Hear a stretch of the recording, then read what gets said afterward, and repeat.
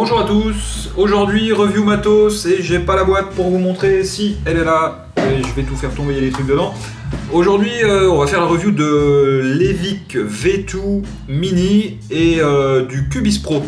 Il va y en avoir plus à dire sur le Cubase Pro du coup que sur la box en elle-même, qui a rien de particulier puisque en fait on va juste se retrouver avec l'heure en plus et c'est tout. Donc on se retrouve tout de suite en gros plan. On va détailler on va commencer par l'atto. Après on fera la box vite fait et puis une petite conclusion et puis voilà et puis c'est tout. Allez, à tout de suite. Allez, c'est parti. Donc il va y avoir pas mal de choses à dire. Comme je vous l'ai dit avant, on va parler certainement plus de l'atomiseur qui pourtant, j'allais dire, est anodin. Qui est un petit atto classique, mais il y a tellement de choses à dire sur ce petit atto que du coup il y a moins de choses à dire sur la box. Donc toc. Donc là on est sur le kit, hein, le kit Evic V2 Mini avec le Cubase Pro. Voilà. Donc toc. Allez, quand on ouvre le bazar, la box elle est dedans comme ça. On est tout de caca parce que je m'en suis déjà beaucoup servi. À l'intérieur du package, on va avoir aussi, tac, on va avoir un petit skin pour mettre la box dedans. Voilà, tout simple. C'est pas mal qu'ils aient mis ça dedans. Hop. On va avoir donc le Cubase Pro qui est comme ça. Tac. Là, je vais tout poser devant là comme ça. Faire ça proprement. On va avoir aussi un petit drip tip supplémentaire, le même drip tip qu'on va avoir sur les IO, le petit drip tip avec le quinconce à l'intérieur là. Ce petit drip tip là, avec le petit merdier à l'intérieur. Toc, ça c'est supplémentaire. On va avoir une poignée de joints. Souvent les gens se plaignent qu'il n'y ait pas de joints avec les atos de bas de gamme. Toc. On va avoir, alors par contre, on va avoir une poignée de résistance là. Alors, il y a quand même plusieurs résistances là qui sont sorties et je vous montrerai, je vais vous mettre ça, je sais pas si je le mets maintenant ou après en photo pour qu'on les voit bien en gros plan. On va avoir deux résistances de nouvelle catégorie. Alors on va avoir les LVC, c'est-à-dire celle-là. C'est ni plus ni moins qu'une résistance avec le contrôle d'arrivée de liquide quand on tourne la petite bague comme ça. Mettre ça plus en gros plan, voilà, comme ça. Ah, c'est une petite bague à la con, hein. Donc cette résistance, elle est en Clapton, donc je m'en suis déjà servi hein, de celle-là. Cette résistance, elle est en Clapton 1,5 et c'est du MTL. Donc MTL, ça veut dire que c'est pas de l'inhalation directe.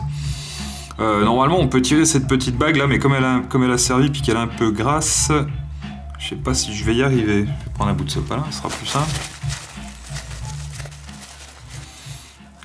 Est-ce que je vais réussir à la tirer cette résistance? Peut-être pas. Bref, de toute façon c'était juste pour montrer qu'en dessous on a juste l'arrivée de liquide, voilà, qui est comme ça. Alors ça c'est la résistance donc en la LVC Clapton 1,5 en move to long, direct, pas, inhalation indirecte. Tac. Ensuite on va avoir dedans, je crois que c'est celle que j'ai mis à l'intérieur, une résistance en notch, non c'est celle-là, elle est là, une résistance en notch coil, c'est celle-là, si je ne m'abuse, c'est une 0,25 ohm, alors qui est censée être vapable entre 30 et 70 watts, yes c'est celle-là, voilà.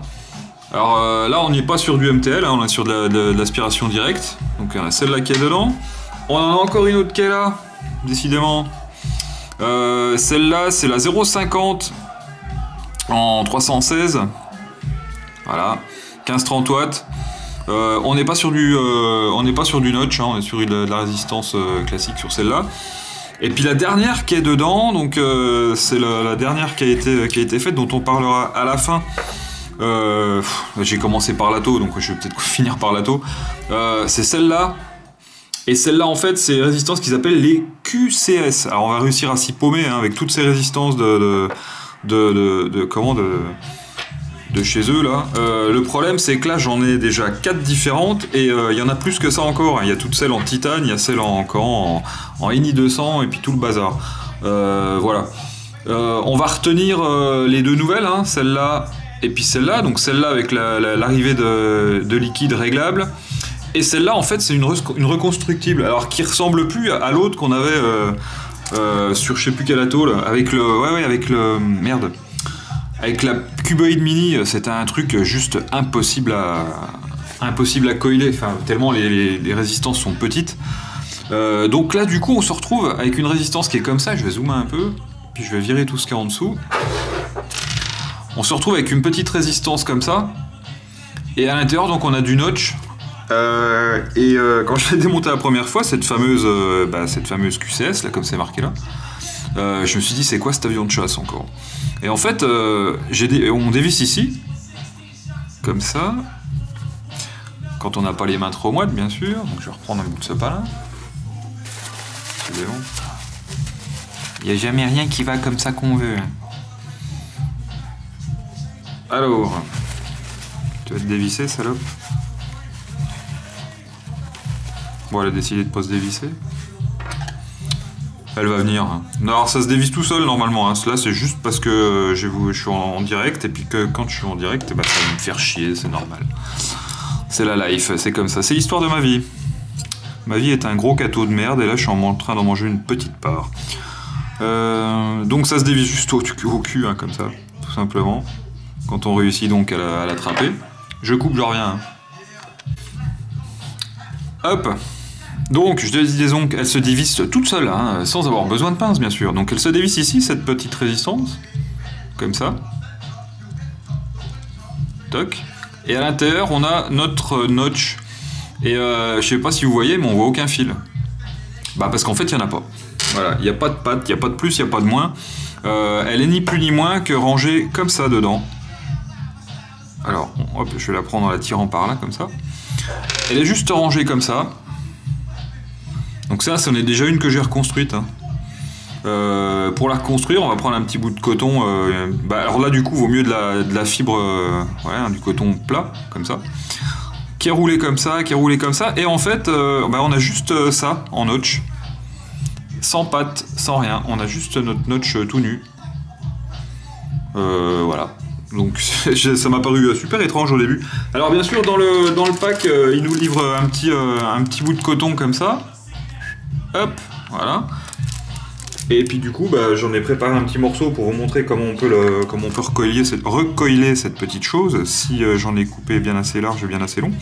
On va prendre notre petit notch là. La longueur, vous voyez ce que ça fait à peu près. J'ai pas mesuré, je vais vous dire. Au montage, je vous mettrai la longueur et puis la largeur du truc. Hein.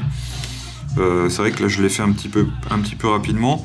Donc on va venir pincer notre truc comme ça. Comme ça. Au pire, on peut s'aider avec... si on veut pas tout foirer, en fait, on peut s'aider avec notre pince à épiler. C'est-à-dire, on prend comme ça, et on va venir le pincer comme ça. Comme ça, on est sûr que c'est bien tenu. Après, on va faire le premier tour. Si on y arrive. Moi, je vous avouerai que je l'avais pas fait avec la pince, moi, les premières fois. Ce qu'il faut, c'est bien l'attraper du premier coup. Voilà. Et une fois qu'on l'a attrapé, on va le serrer quand même un peu. Hein. Donc on le tire bien. Alors pas pour aller jusqu'à écraser le notch. Hein. On va le rouler comme ça. Et une fois qu'on l'a roulé, on va venir prendre à l'endroit où ça s'arrête, là. Ici. On va venir prendre ça avec la pince, pile poil au début, comme ça. Tac, j'ai peut-être pas serré assez, hein, par contre.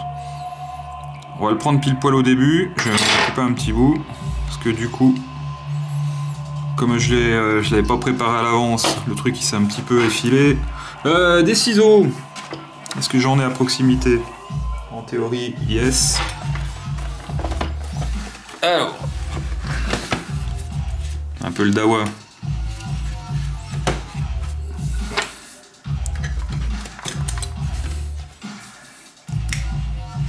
Alors, des petits ciseaux.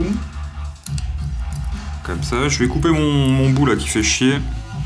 Faut que ça soit bien plat. Hein. Tac. Comme ça, je le roule au maximum. Je suis encore pas assez. Faut pas avoir peur de le resserrer.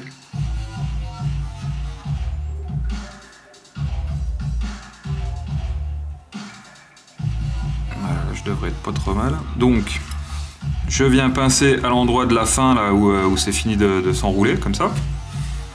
Tac. Et en théorie, on doit pouvoir le replacer dedans, comme ça.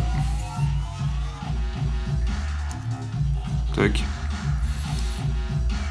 Alors c'est censé rentrer tout seul, hein. Voilà, comme ça. Et on se retrouve avec, avec sa résistance, tac, qui est comme ça. Bon là j'ai des petits poils qui dépassent, hein. On y remet en place comme il faut. Et du coup, le contact, il va se faire de chaque côté, le plus et le moins.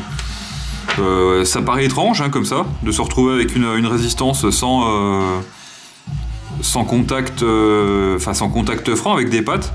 Et ben pourtant, ça marche, parce que j'ai essayé. D'ailleurs, c'est celle que je vais mettre dedans pour le test. Ce que je vais faire avant de remettre le petit capuchon, là, je vais l'imbiber en liquide.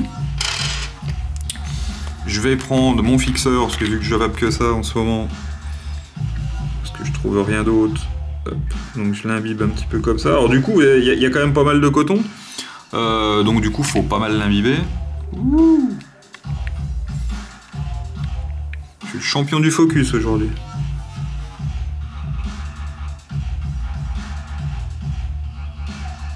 Tac, comme ça elle est bien imbibée.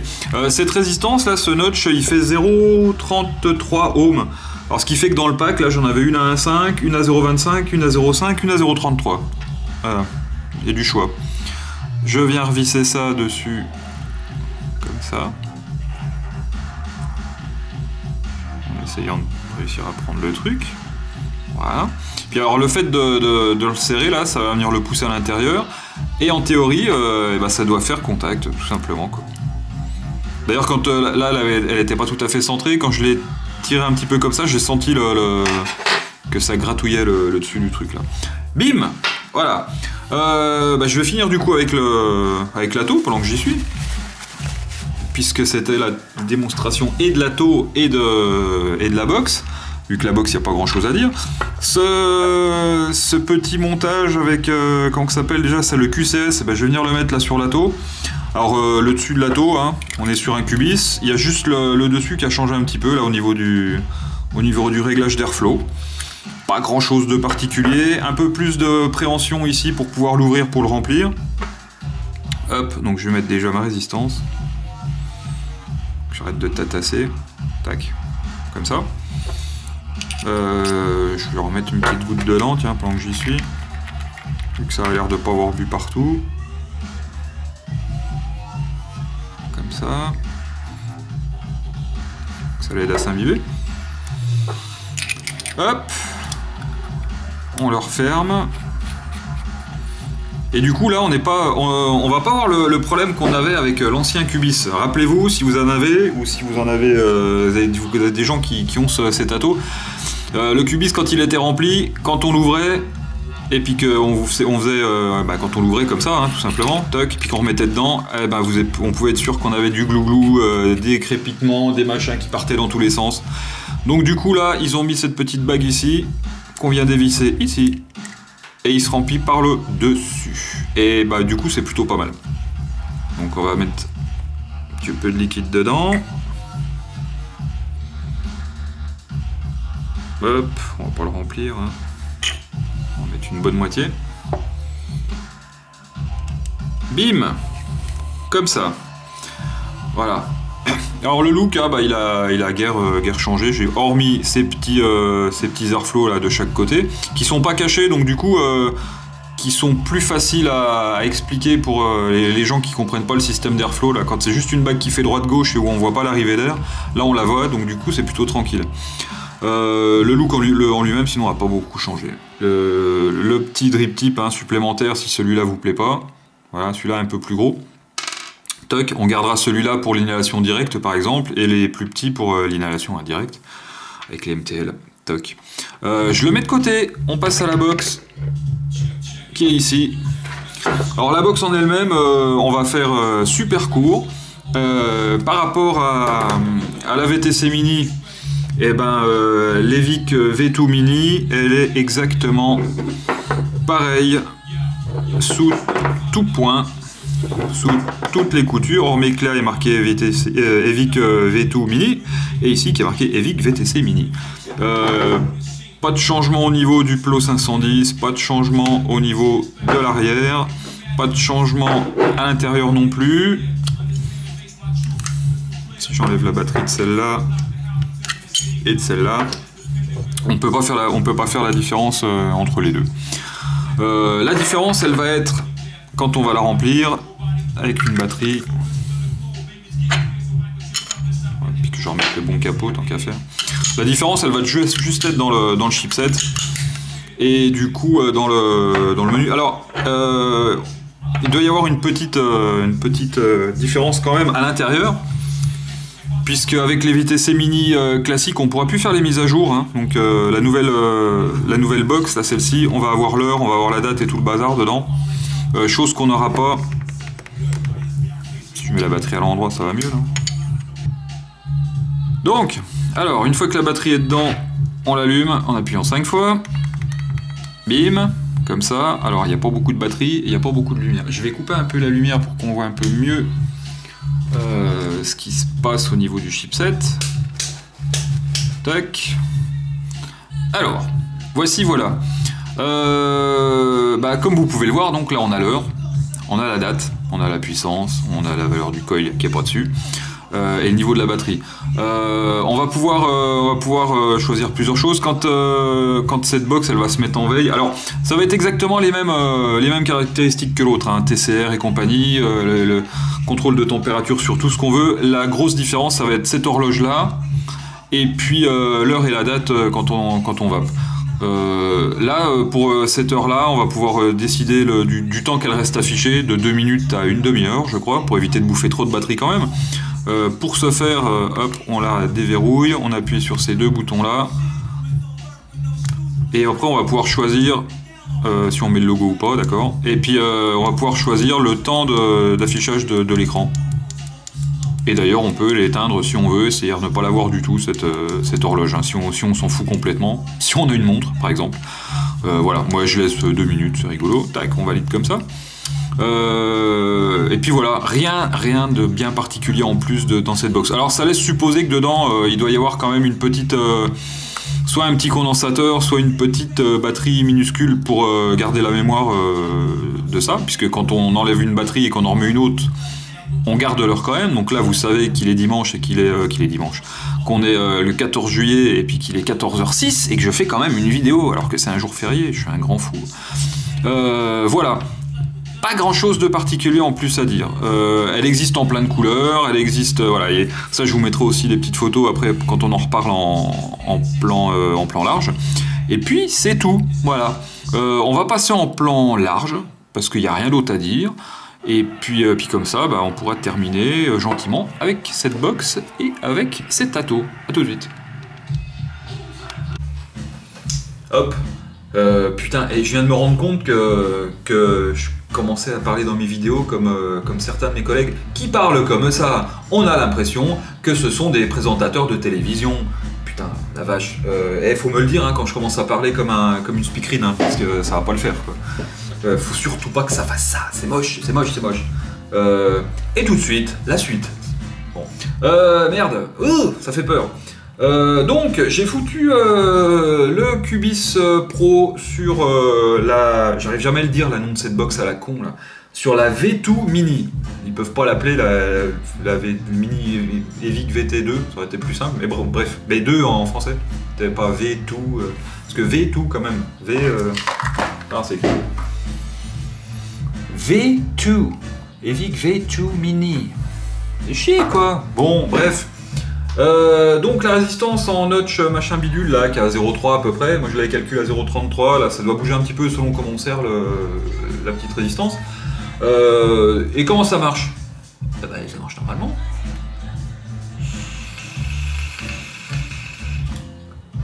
Alors je vous avouerai que à 30 watts, avec la résistance à 0,28, ça marche moyen fort quand même. Donc il faut lui balancer un petit peu plus de purée. Comme ça par exemple. et ça marche tout de suite plus fort. Alors c'est pas ma vape. J'ai un problème avec le notch, moi. Je le trouve un poil agressif pour moi. Je l'aime bien comme quand on le monte dans un théorème, hein, avec le coton à l'intérieur, mais avec le coton à l'extérieur, j'ai vachement du mal en fait. Bref, voilà. Donc,